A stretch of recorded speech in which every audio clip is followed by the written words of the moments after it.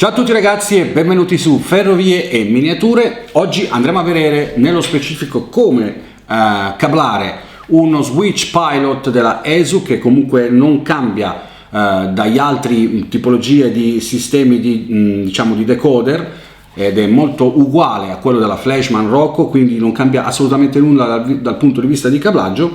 E poi ovviamente ci sarà un video successivo per vedere come configurarlo con eventualmente in questo caso il multimouse che stiamo vedendo in questa ultima playlist che stiamo facendo sul mondo del digitale. Anzi, vi consiglio di andare a guardare il link qua sotto dove c'è tutta la playlist per essere arrivati fino a questo video, e così vi mettete in regola per quanto riguarda tutto quello che stiamo facendo in questo periodo. Ma prima di cominciare vi chiedo sempre di iscrivervi a questo canale se siete veramente interessati, cliccando soprattutto sulla campanellina avvisami su tutte in modo che non perdete nessun video, e soprattutto condividete questo video dappertutto, ovviamente nei social inerenti al settore.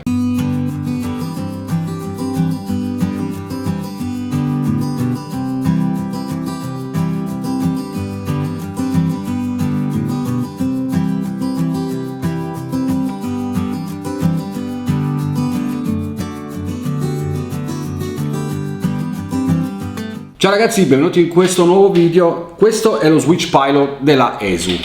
Sostanzialmente è sempre una sorta di decoder che gestisce gli scambi. La ESU lo fa in questa maniera, è molto simile esteticamente anche a quello della Rocco Flashman che trovate nei kit o comunque trovate in commercio tranquillamente. Lo switch pilot ha una caratteristica che qui a fianco c'è un innesto per collegare l'eventuale switch che gestisce poi la parte dei semafori, ma di questo ne parleremo poi più avanti quando vedremo anche come fare le fermate con i semafori e tutto il resto. Ora andiamo a vedere sullo specifico come installare, come cablare bene il nostro switch pilot per far funzionare gli scambi.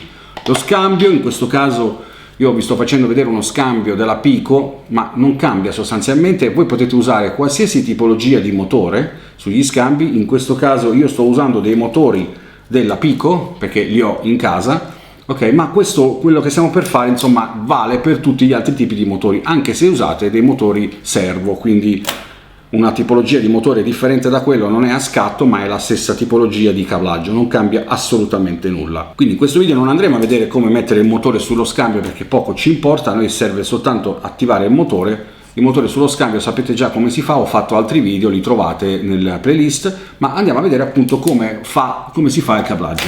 Per fare questa cosa ora ho preparato qua 3 pennarelli che ho preparati da mia moglie perché io sono daltonico, questo è il nero, questo è il rosso e questo è il blu, quindi lo so.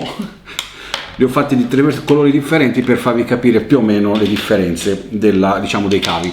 Allora, quello che dobbiamo fare ovviamente è capire come è fatto lo switch pilot dal punto di vista degli ingressi. Abbiamo appunto, per quanto riguarda gli ingressi principali, la parte COM, che è questa qua davanti, vedete? Questa prima parte in alto, dove ci sono esattamente 4 entrate, ok?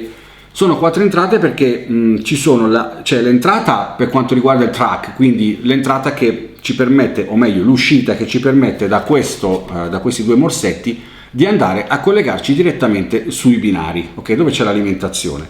E poi c'è la prima parte, la PV, questa davanti, i primi 2, che è l'alimentazione dello stesso, cioè questo decoder deve essere alimentato e ci deve pensare ovviamente sempre il sistema dove stiamo lavorando. In questo caso la nostra Z21 gestita dal multimouse è quella che ci dà appunto l'alimentazione, quindi alimenterà questo aggeggio, come del resto alimenterà i binari.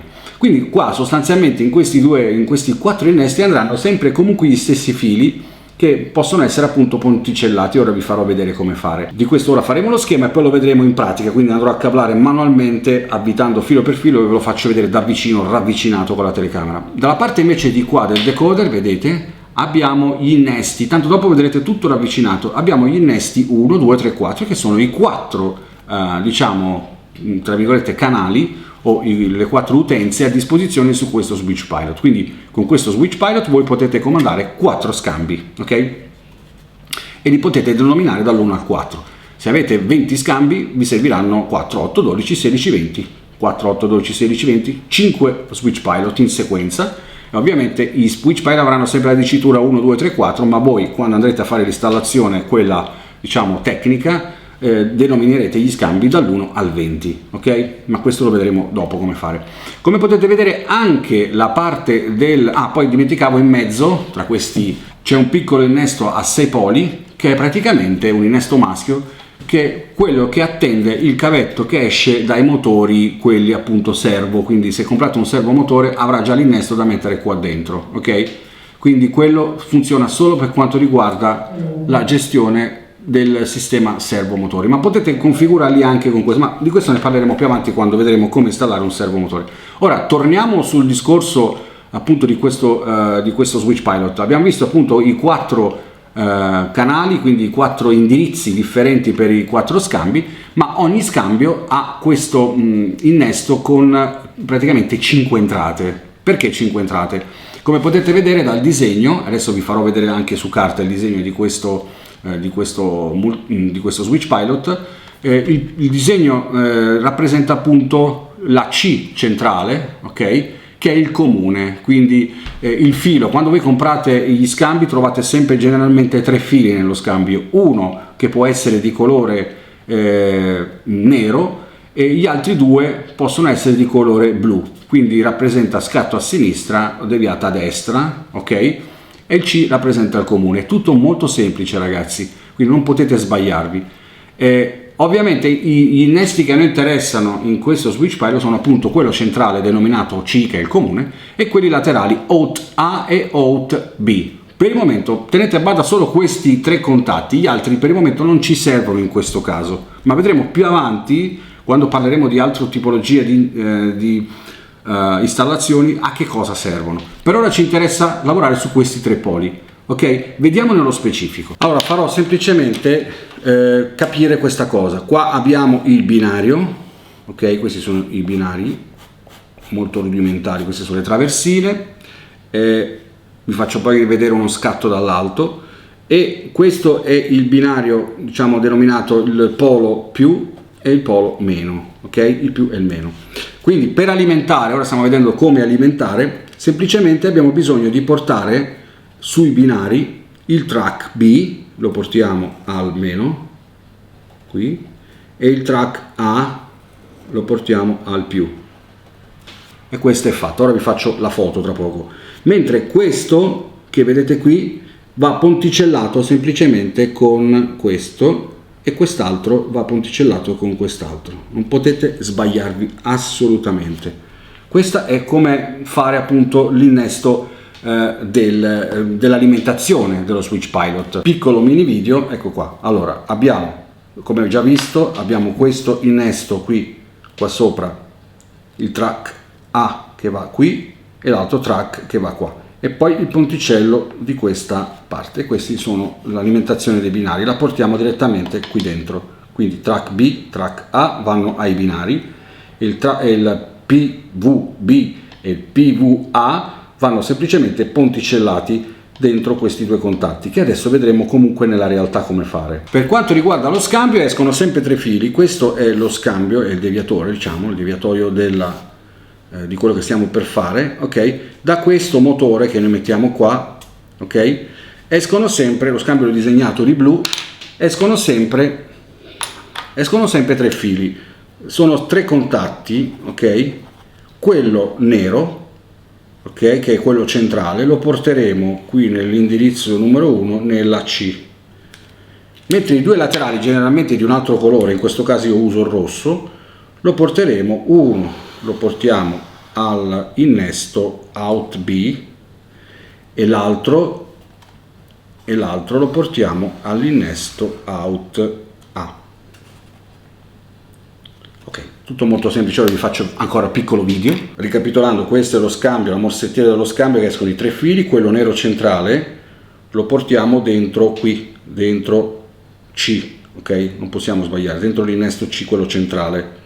Mentre i 2 rossi, quindi quelli laterali, che poi magari saranno di colore diverso ma non ha importanza, uno lo portate dentro l'innesto out B e quest'altro lo portate nell'innesto out speriamo che metta a fuoco, lo portate nell'innesto out A, che è questo qua a sinistra. Quindi out A, C e out B sono i nostri 3 poli interessati. FBA e FBB non ci interessa niente per il momento. Detto questo, andiamo a vederlo in maniera fisica come fare. Quindi togliamo il nostro foglietto e andiamo a crearci già il cablaggio. Ok, adesso io ho ravvicinato per farvi capire meglio la situazione. Qual è?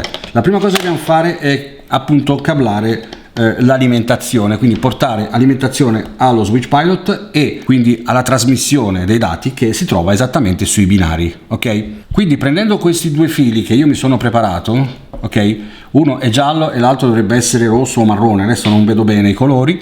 Comunque questi 2 rappresentano i fili che vanno a collegarsi all'alimentazione, in questo caso l'alimentazione che mi arriva sui binari. Ok, questi sono i 2 fili che arrivano dalla centrale Z21, che sono collegati al binario. Qua, vedete? I classici 2 fili. Ecco, questi li dobbiamo mettere qua.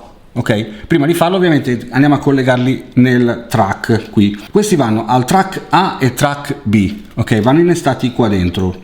Io adesso li appoggio un attimo per farvi vedere, ma in realtà mi preparo già i ponticelli. Perché? Perché io comunque attraverso questi 2 fili prendo alimentazione dal binario, giusto raga? Ci siamo? Quindi da questi 2 fili che io adesso collego prendo alimentazione da questo binario, quindi li porto qui come abbiamo visto prima nel disegnino, ok?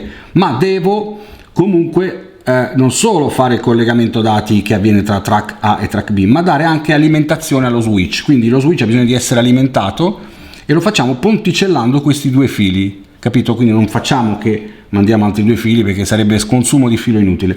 Ponticelliamo i fili, quindi in questo caso cominciamo con il rosso o il marrone, chiamatelo come volete, lo ponticello, ok? Ho creato un ponticello, lo collego assieme. Ovviamente per fare il collegamento abbiamo bisogno del nostro innesto, ok? La spinettina che poi metteremo qua dentro. Possiamo scegliere di innestarla già e andare a cablare, oppure cablarla comodamente in mano e poi dopo andiamo a innestare tutto. Io per farvi vedere bene le cose la innesto già dentro, ok? E andiamo a mettere questo su track A, ok? E lo andiamo ad avvitare, a bloccare, ok?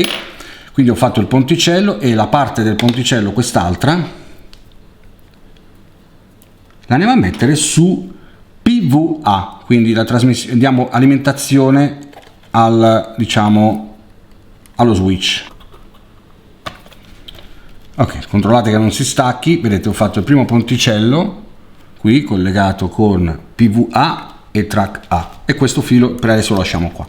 Ora prendiamo il giallo, facciamo lo stesso lavoro, facciamo un altro ponticello già pronto, ok, tra questi 2 fili, quindi li innestiamo insieme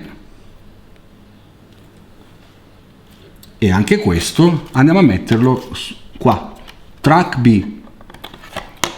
Andiamo a innestare il tutto, colleghiamo, ok, bello forte, e il suo ponticello andrà nel PVB, quindi qua a fianco.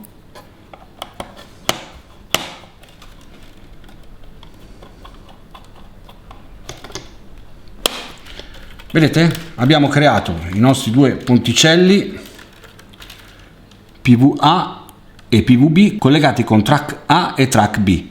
Ora dobbiamo dare fuoco alla miccia, quindi cosa facciamo? Colleghiamo il nostro sistema ai binari, quindi questi 2 binari questi 2 fili non faranno altro che essere innestati qua per dare alimentazione al nostro switch pilot, ok? Lo faremo tra poco perché ora ci colleghiamo prima allo scambio, ok? Poi gli diamo alimentazione. Quindi ora giriamo da quest'altra parte e qua andiamo a collegare lo scambio. Ovviamente lo mettiamo sull'indirizzo 1, primo scambio. Utilizzo questo, che in teoria questo qui è diciamo una spinetta a 5, io uso quella 3 perché tanto alla fine solo 3 fili mi servono dello scambio. Questo è lo scambio della Pico, un classico scambio Pico, vedete, è fatto da 3 fili, ce n'è uno rosso e 2 neri, esattamente l'opposto di come ho disegnato prima ma non cambia nulla, il discorso è sempre quello. Quindi quello rosso in questo caso rappresenta il comune, ok, che andrà appunto sul comune, e quei 2 laterali neri rappresentano l'out A e l'out B. Ok, adesso andiamo a collegarlo, quindi il nostro scambio è qui bello fresco, lo appoggio un attimo qua, vado a collegare per primo il comune, quello rosso, ok? Anche qui l'innesto dentro, lo metto in mezzo in modo che abbiamo già tutto pronto. mettiamo il filo rosso che rappresenta in questo caso il comune,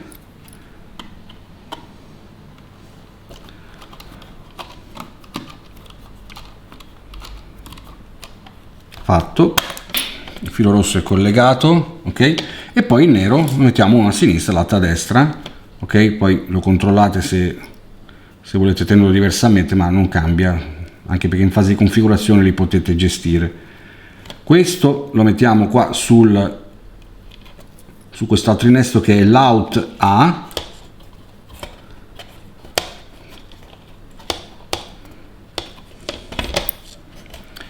e questo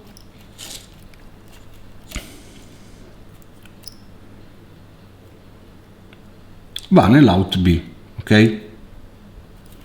Lo mettiamo dentro qui e abbiamo collegato tutto. Abitiamo bene bene